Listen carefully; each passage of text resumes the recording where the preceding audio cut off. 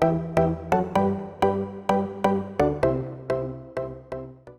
everybody. Hope you're all really well. Today, I am talking to the lovely Kirsty Wilson. And Kirsty, I met, well, I kind of virtually met, if you like, during last year's lockdown.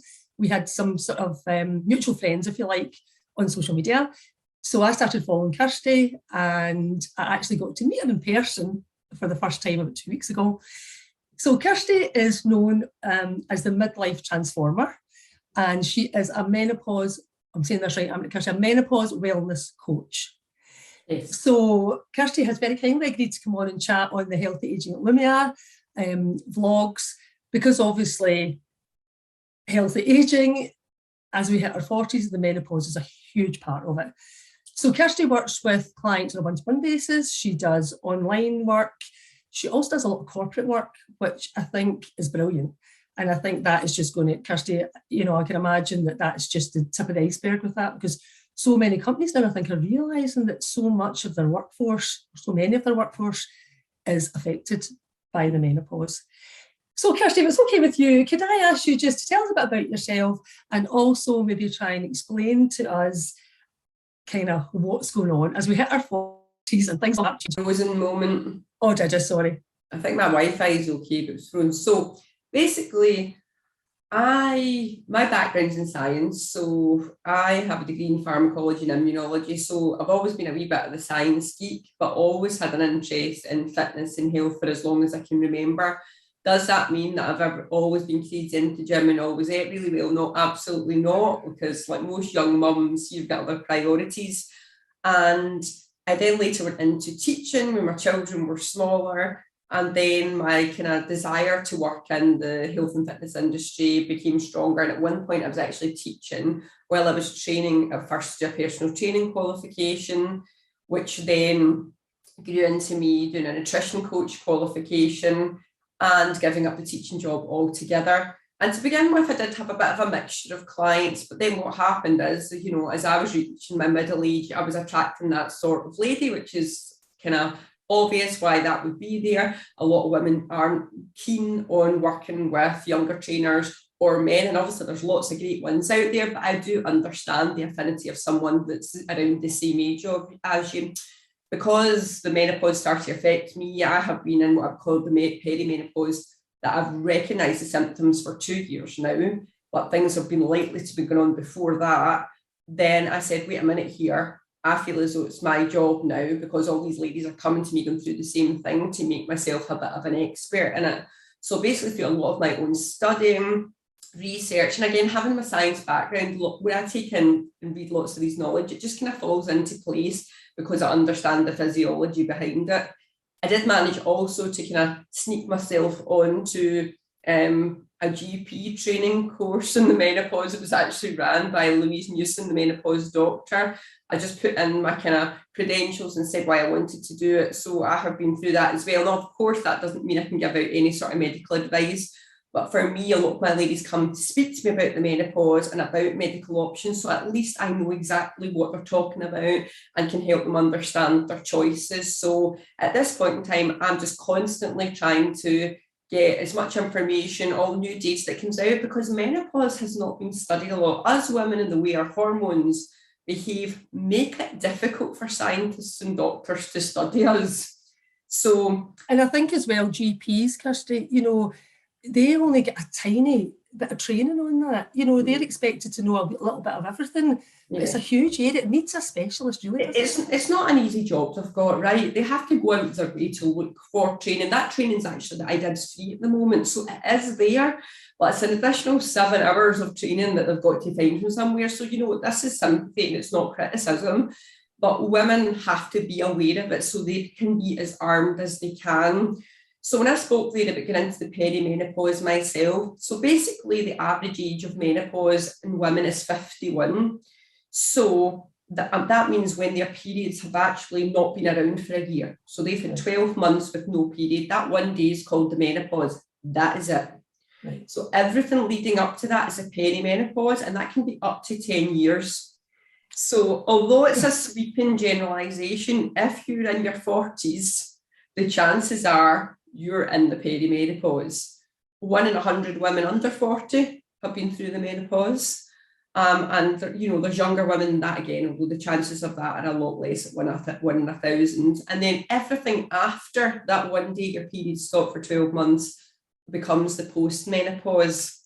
And it's really important, like I'll quite often kind of clarify when I say the word menopause, I'm actually referring to the start of that perimenopause, to say 40 for talking's sake, all the way to the end of your life. There's this kind of notion, and a lot of it came from previous generations and cultural, that we go through the menopause as in we come out the other end of it. That's unfortunately not true.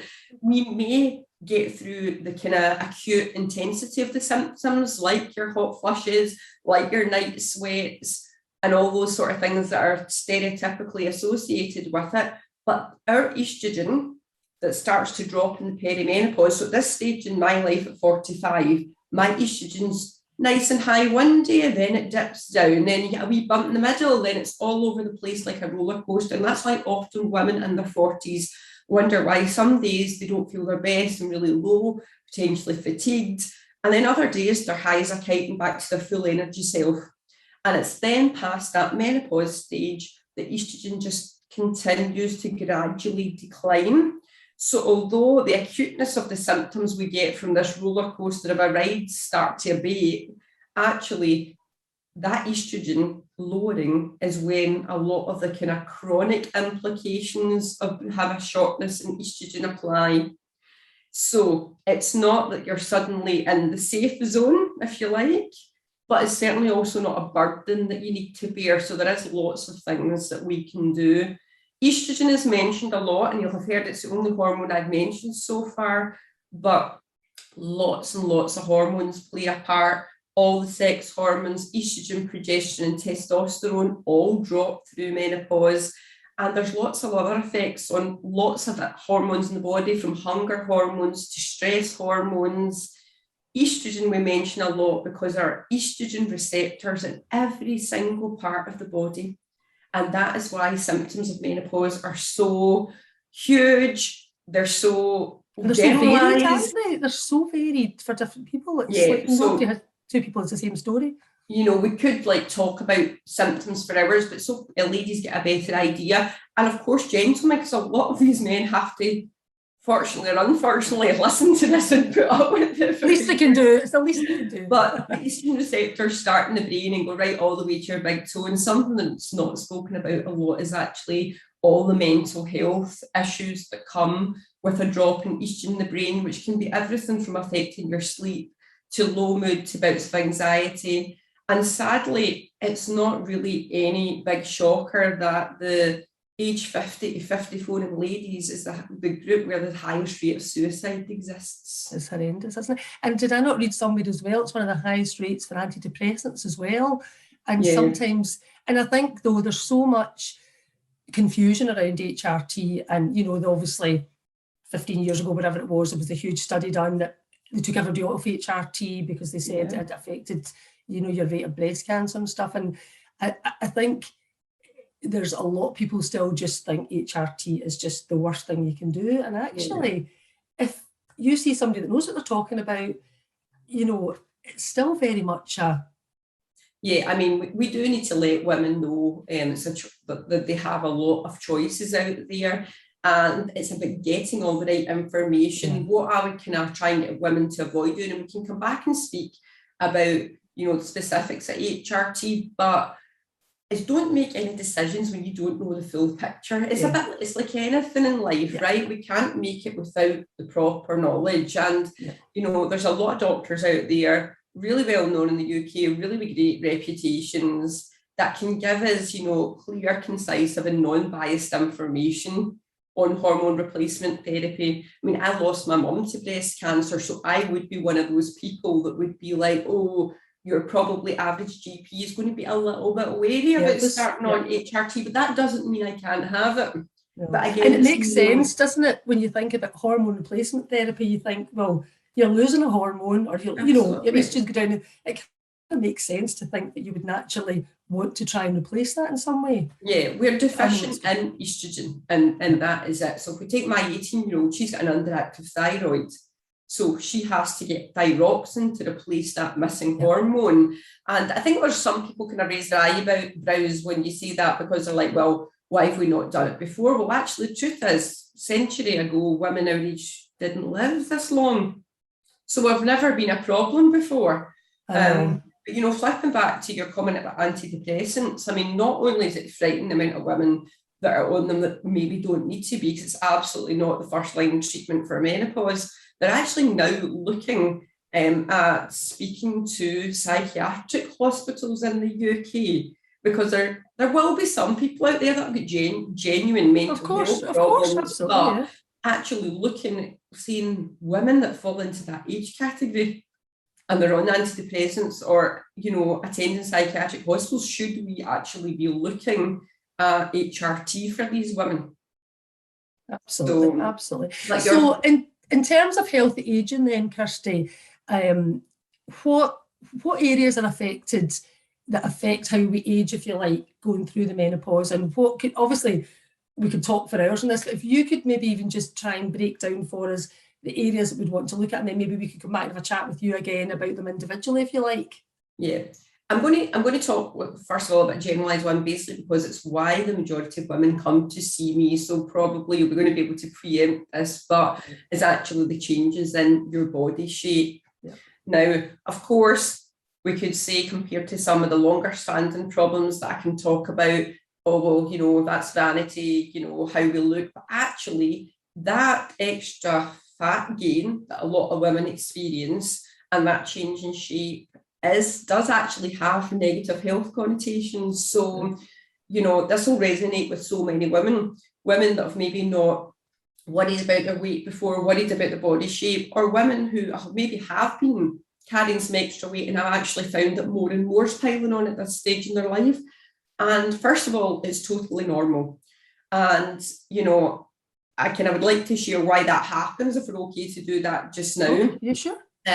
So it's a combination of things that are going on. Like men, as we get older, we're not moving about as much. So usually we're getting a general kind of reduction in the amount of muscle mass we've got. And muscle's really good. It's metabolically active. It's burning up all the calories that we eat, not all of them, but some of them. And as that reduces, we could still be eating the same amount, but we don't have as much muscle. So that's one of the first problems. The second problem is that our body, as it drops in estrogen, kind of says, oh, what's going on here? And it tries to make more. So guess what makes estrogen? Fat cells. So we start to lay down fat, and it is mainly around our middle, the kind of upper arm, bra fat, round the back, all these bits that women will go, oh, yeah, I know what you're talking about there. And the problem with laying fat around our middle is it does put us at a much higher risk of cardiovascular disease. So like men, when they're younger, they're at more risk than, you know, younger ladies. But as we get into menopause and we lay it down there, that's why our increase of heart disease becomes more similar to men.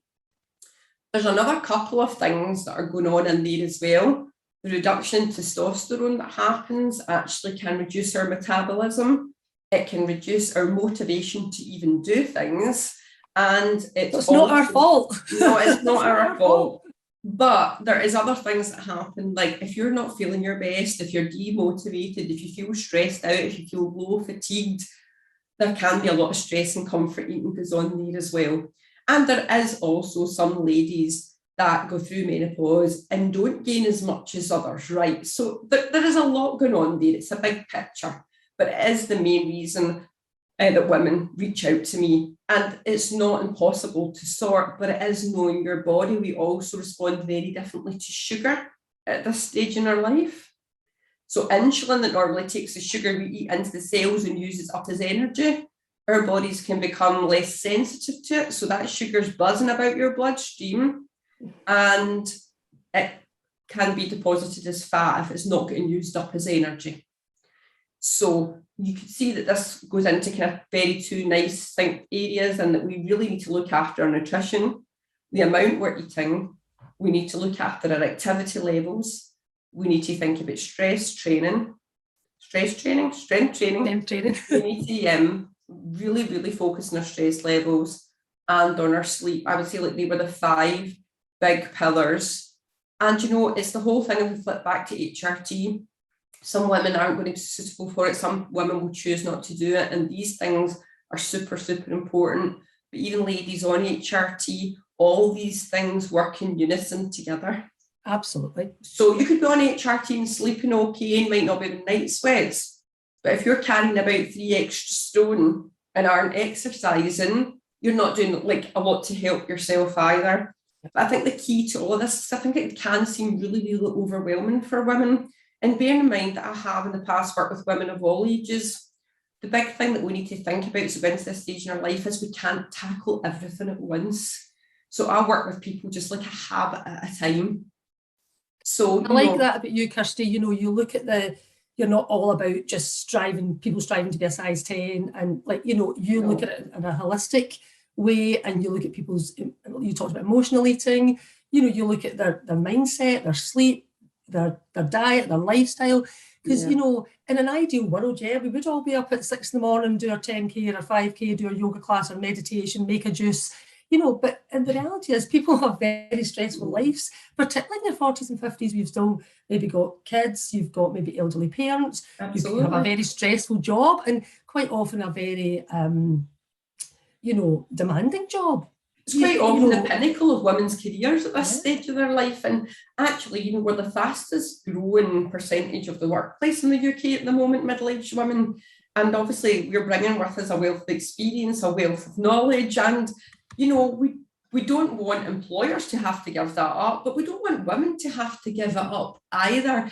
And we kind of need to get out of this mindset that we ran after the children, we maybe looked after grandparents, we did the cooking, the cleaning, the running about. Menopause just isn't another thing to pile on top of us. Yeah. We shouldn't, it's like we should be able to say, actually, I have the ammunition, the knowledge, the education, that I can make this actually a really empowering part of my life. This isn't about it all being doom and gloom. Because if things really feel that bad, that is the point that you should be reaching out to a medical practitioner. And you are as well within your rights, if you don't get the response you want, to actually ask to see someone else. Absolutely, absolutely. Magic. Well, listen, thank you so much, Kirsty. And as you say, I think you said the 5 pillars, maybe we could come back and delve a wee bit deeper, if that's okay, over the next few months, and look at one in different. Obviously, I'll put all your contact details under here as well. And if anybody wants to go on and have a look, and can I just say this, by the way, if you go on and Google Kirsty after this and go on her Instagram, you will see that she has the most amazing body. It's actually quite depressing. Sorry, Kirsty, but as you did say to me, this is your full-time job, and you know you've had your challenges over the years as well, and you know you don't just wake up like that. You work hard at it. I also don't, you know, just to kind of finish off as well, like I very much, something I love for women to think about is have rotating priorities. So as my business has been the focus actually this year and through COVID, my own training and all that has kind of, it's not fell by the wayside by any means, but it rotates what I do, and that's life, right? We can't put all this pressure. We need to be kind to ourselves as well. We're not going to beat ourselves up over a little bit extra belly fat, right? We're meant to have some. It's good for you too. Your body needs it. So be kind to yourself. Fabulous. Brilliant, Kirsty. Thank you so much. I'll speak to you soon. You're welcome. Take care. Thanks. Bye-bye. Bye.